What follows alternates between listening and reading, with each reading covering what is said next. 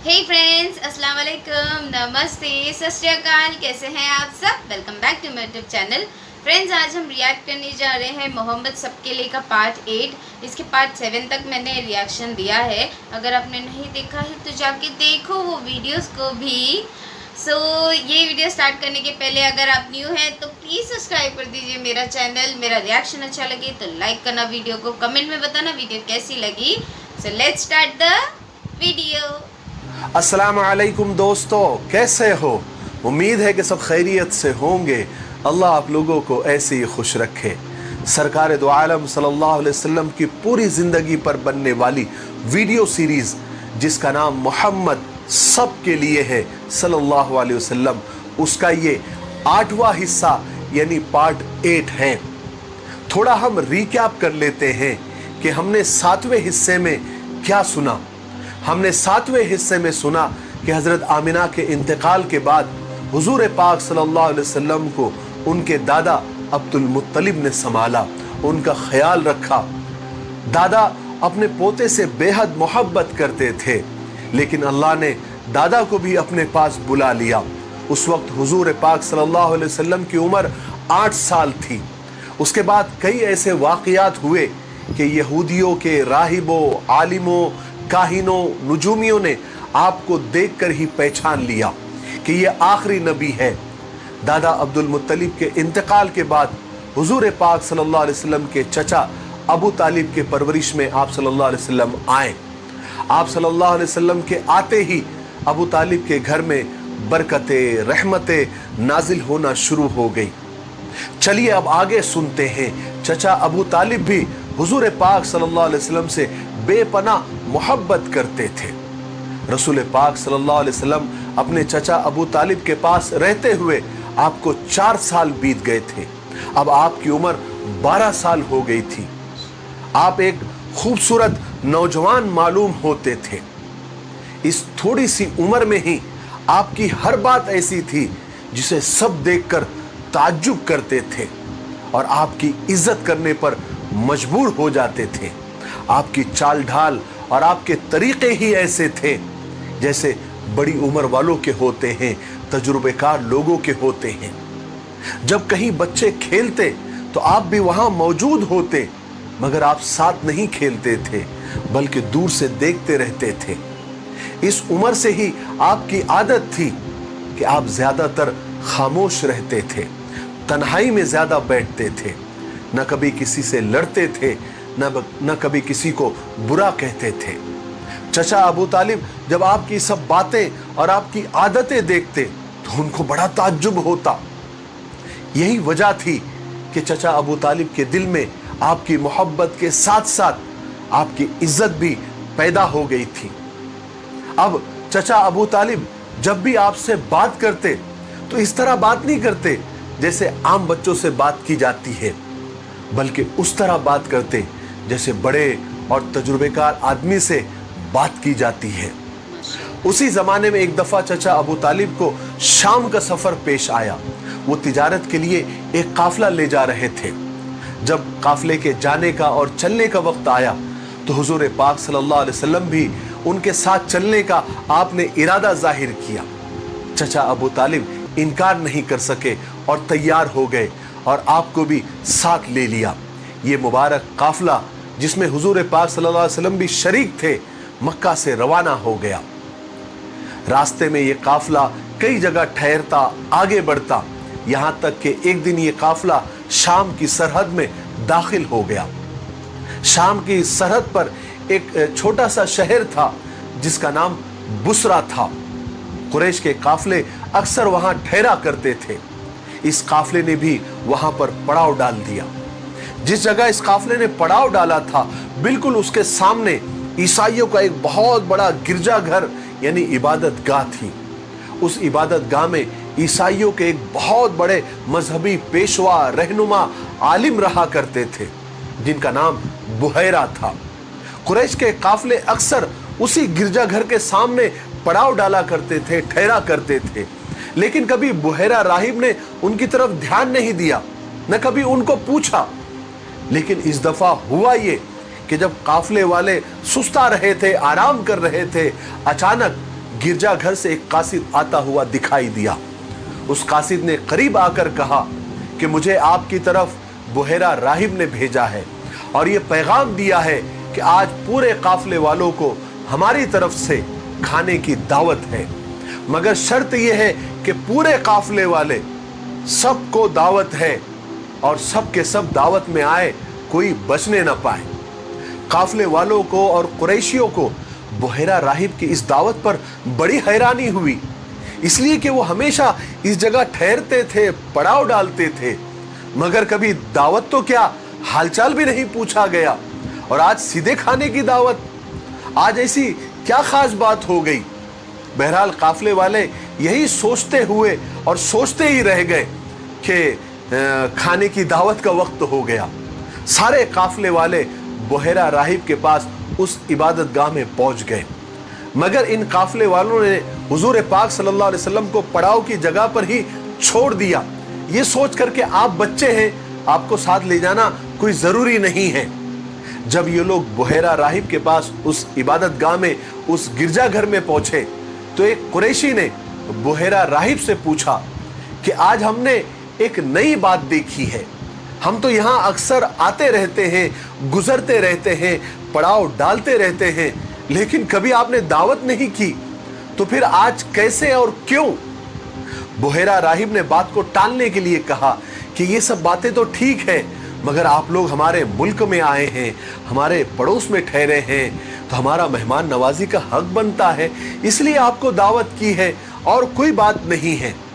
लेकिन असली बात ये थी, दरअसल बुहेरा राहिब ने अपनी आसमानी किताबों में, अपनी मजहबी किताबों में पढ़ा था कि हुजूर पाक सल्लल्लाहु अलैहि वसल्लम की और हुजूर के आने की बहुत सारी निशानियां उनके दिमागों में थी, उन्होंने किताबों में पढ़ा हुआ था। इसलिए बुहेरा राहिब जानते थे कि इस दुनिया में इस वक्त आखिरी उम्मत के आखिरी नबी आने वाले हैं। हुआ ये था कि इस दफा जब कुरैश का काफला यहाँ आकर ठहरा, तो बुहेरा राहिब ने देखा था कि एक बादल का टुकड़ा इस काफले के ऊपर साया किए हुए साथ साथ चल रहा है। जहां काफला रुक जाता, बादल भी रुक जाता, और जब चलने लगते तो बादल भी चलने लगता।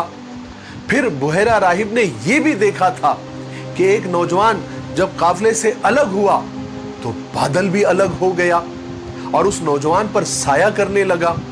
जब वो नौजवान दरख्त के नीचे जाकर बैठा तो वो बादल दरख्त के ऊपर भी आकर साया करने लग गया। चूंकि बुहेरा राहिब ने किताबों में पढ़ा था कि जब आखिरी नबी इस जमीन पर आएंगे तो बादल उन पर साया किए हुए होगा, इसलिए बुहेरा राहिब ने अपने इत्मीनान के लिए पूरे काफले को दावत की थी ताकि वह आखिरी रसूल को करीब से देखे और पहचाने। चुनांचे जब काफला उनके गिरजा घर में आया तो बुहेरा राहिब ने काफले के हर आदमी पर गहरी निगाह डाली और गौर से देखा और घूर घूर के देखने लगा, मगर किसी काफले वालों में वो निशानियां नजर नहीं आई।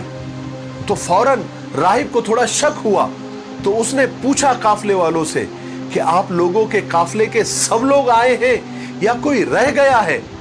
काफले वालों ने बताया कि हम तो सभी आ गए हैं, सिर्फ एक बच्चा हमने छोड़कर आए हैं, वो छोटा है, कम उम्र है, इसलिए हमने उसको साथ लाना जरूरी नहीं समझा। मगर बुहेरा राहिब ने कहा, आपको मालूम है मेरे कासिद ने क्या कहा था? हमारी एक शर्त थी कि कोई छोटा हो या बड़ा, दावत में कोई गैर हाजिर नहीं होना चाहिए। काफले वालों ने कहा कि हाँ ठीक है। चुनांचे हुजूर के ताया जिनका नाम हारिस था, उन्होंने जाकर पड़ाव की जगह से हुजूर पाक सल्लल्लाहु अलैहि वसल्लम को साथ लेकर आए। लेकिन बुहेरा राहिब ने देखा कि जब हुजूर आ रहे थे तो बादल साया किए हुए आपके साथ साथ चल रहा था। उसके बाद बुहेरा राहिब ने आप सल्लल्लाहु अलैहि वसल्लम के बदन को घूर घूर के देखता रहा। बुहेरा राहिब को आपके अंदर वो सारी निशानियां नजर आ रही थी जो उन्होंने आसमानी किताबों में पढ़ी थी।